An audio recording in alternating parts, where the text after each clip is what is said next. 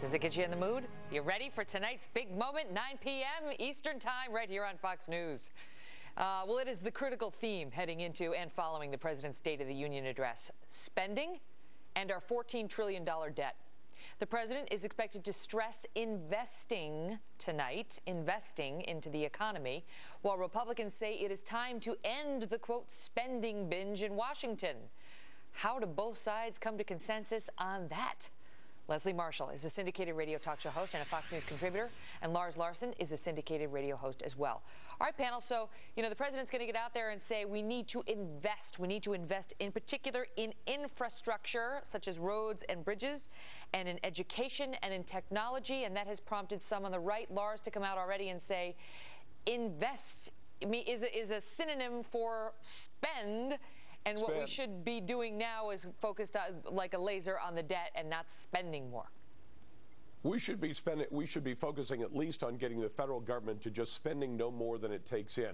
And it doesn't make any sense. This investment stuff, this is just trying to dress up the idea of more spending. The fact is the president wants to be able to spend that way because he puts a lot of money in the pockets of the people who are likely to vote for him in 2012. A lot of public employee unions, and that works out well for the president. Frankly, I think that this investment idea is just foolish. The idea that we need to fix our roads and bridges, yes, is true.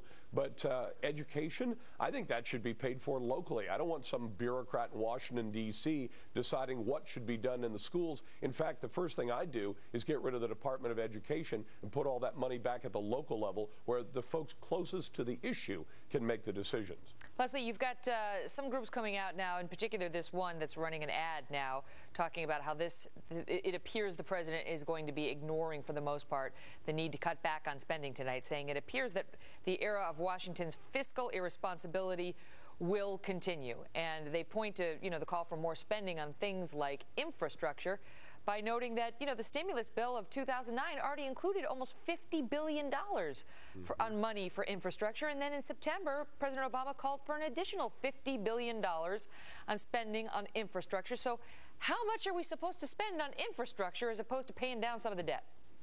Well, I think everybody's focusing on that one area, infrastructure. But, Abraham Lincoln invested in railroads and was laughed at. It made a major change in our country, not only in job creation, but also in the economy. And I believe the same investment in infrastructure as the president is talking about will create jobs in going forward. When you talk about education, Lars, how are we going to do Pell Grants on a local level? And how are we going to let all these kids in America who can't afford necessarily to have a secondary higher education be able to pay for that? I don't think we should cut education in the Department of Education. But why, Leslie, would he not be focused tonight on tightening our belt, tightening our nation's fiscal belt, given the debt and the deficit situation that we're looking at, and given the message he seems to have received from the voters on November 2nd?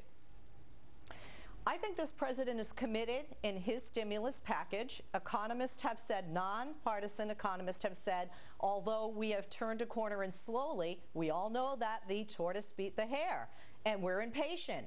And this president has good ratings right now. He is primed to go forward with his plan. He is primed to go forward working with Republicans and has to, as they have the majority in the House. So I don't believe the speech has to be or should be just about cutting in any spending. And he is going to cut areas that are job eliminators when it comes to regulation. So I think he will address both, but he will go forward with more investment in the economy. Go ahead, Lars.